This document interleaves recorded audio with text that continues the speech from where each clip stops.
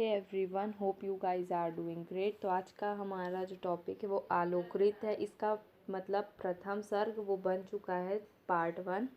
तो आपको मेरे चैनल पे प्लेलिस्ट पे जाके आपको मिल जाएगा। तो आज हम सेकंड पार्ट पढ़ेंगे, मतलब द्वितीय सर्ग।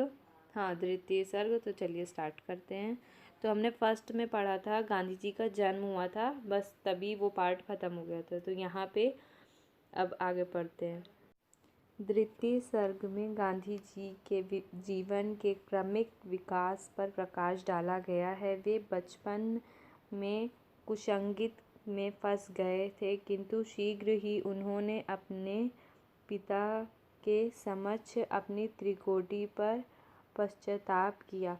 मतलब कि कुसंगत में फंस गए थे, कहने का मतलब है कि गांधी जी जब छोटे थे तो उनके मन में ये था कि वो अंग्रेज़ों से लड़ेंगे, लेकिन उन्हें लगता था कि अंग्रेज़ों से लड़ने के लिए उन्हें मांस का प्रयोग करना पड़ेगा, मतलब कि मीट वीट खाना पड़ेगा।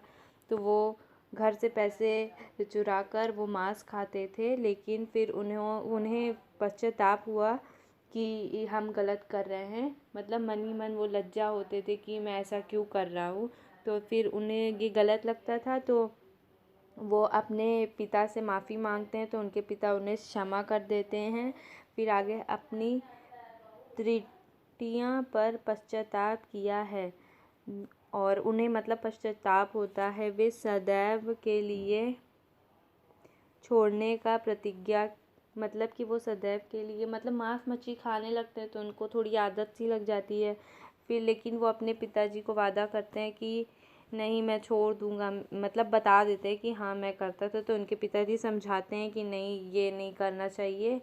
तो फिर वो अपने पिताजी को वादा करते हैं कि हाँ मैं छोड़ दूंगा। इसके बाद कस्तूरबा के साथ उनकी विवाह हो जाता है। मतलब उनका कस्तूरबा है, मतलब एक स्त्री है, उसके साथ उनका विवाह हो जाता है। इसके कुछ समय बाद उनके पिताजी का देहांत हो जाता है, मतलब कि गांधी जी के पिताजी का देहांत हो जाता है।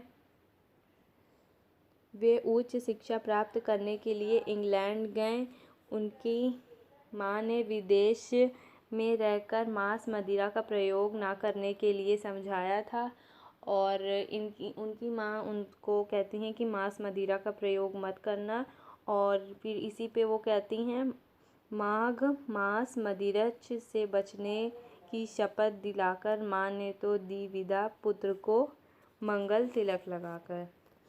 इंग्लैंड, फिर आगे पढ़ते हैं। इंग्लैंड में सात्विक जीवन व्यतीत करते हुए, मतलब कि साधारण जीवन, जैसे मतलब मांस मच्छी का प्रयोग ना करते हुए, फिर भी वह एक दिन कलुषित जगह पर, मतलब कलुषित स्थान पर पहुंच जाते हैं जहाँ पे मांस मच्छी या फिर मदिरा वदिरा रहता है। उन्हें नहीं पता होता है, वो धोखे से पहुंच जाते हैं, लेकिन उन्होंने अपने चरित्र को कलुषित होने से बचा लेते हैं।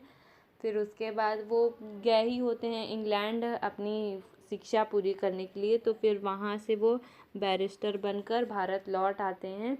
भारत आने पर उन्हें अपनी माता के देहांत का दुखद समाचार मिलता है, और यहीं पर द्वितीय सर्ग समाप्त हो जाता है।